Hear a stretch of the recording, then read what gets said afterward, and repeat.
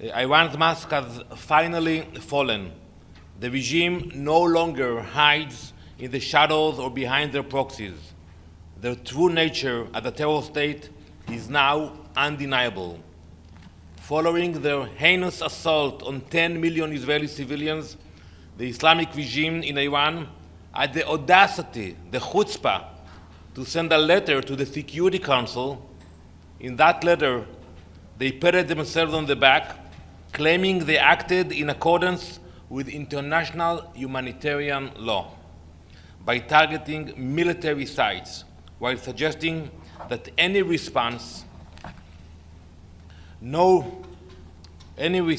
from Israel would be illegal. No reasonable person can comprehend the audacity of a regime that moments before sending this letter to the Security Council launched 181 ballistic missiles directly at the civilian population of another UN member state.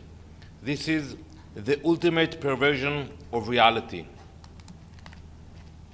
Iran's mask has fallen completely. They are no longer the puppet masters hiding behind Hezbollah and other terrorist organizations. They said that, and I quote, that they are taking revenge for Nasrallah elimination. Iran has assumed responsibility for Hezbollah's attacks and are directly responsible for all the violence we have seen. The truth is out now. Iran stands fully exposed as a terror state orchestrating this chaos. Iran's attempt to disguise its violence in the language of legality is a vile distortion, and the world must not be fooled. What happened last night in Israel was not a defensive action of Iran.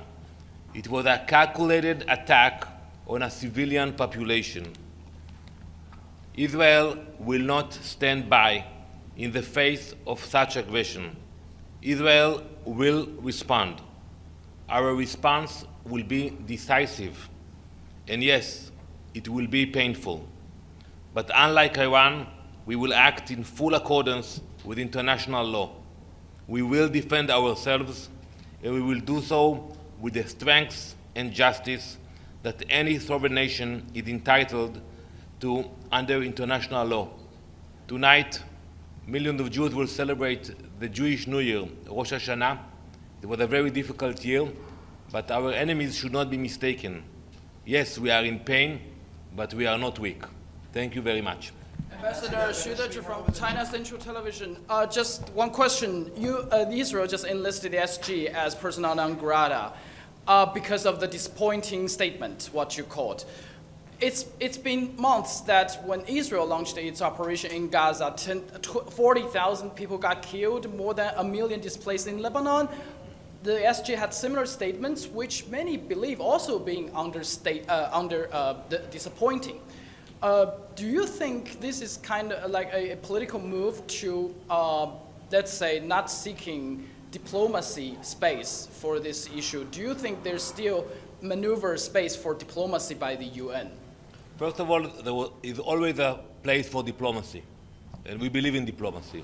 But to your question, we are very disappointed from the Secretary General's approach. Let's look at the last year. After October 7th, the Secretary General put a very poor statement where he said that there is no vacuum. And some understood that he's justifying the atrocities of October 7th. After that, the UN never passed a resolution under his leadership condemning Hamas and the atrocities, not in the General Assembly, nor in the Security Council. And yesterday, when we are being attacked by a member state of the UN, 180 ballistic missiles, 10 million people running to shelters, the statement he put out basically calling for de-escalation, not mentioning Iran, not mentioning who is the aggressor, who is self-defending its people. That moral equation is detached from reality. And that's why we could not accept that. And I expect the Secretary General today, when he comes to the Security Council in a few minutes, to say it very clearly, who is the aggressor in this conflict, in this attack of Iran against Israel, and not to call both sides, and not to put us in the same place. It's like if the UN was not here during World War II, but imagine that the UN would put a statement that would call Nazi Germany and the allies to de-escalate. You don't do that. Thank you very much.